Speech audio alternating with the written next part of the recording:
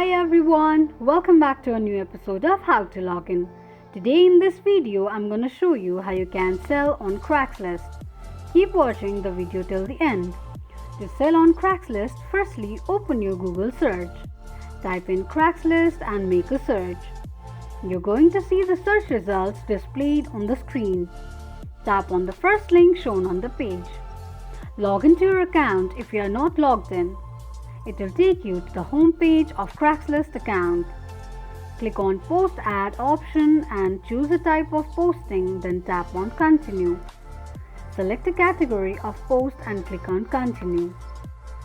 Enter a posting title, city or neighborhood, postal code, description of post, posting details including rent per month, square feet, private room type, housing type and its other features with available date and click on Continue.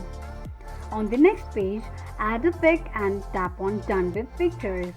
On the next page, tap on Publish. This is how you can sell on Craigslist quickly and easily just in few steps. If you have any thoughts or queries, let us know in the comment section. Don't forget to subscribe to our channel.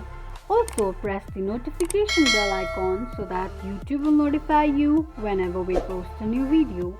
I hope this video was helpful to you. Thank you so much for watching.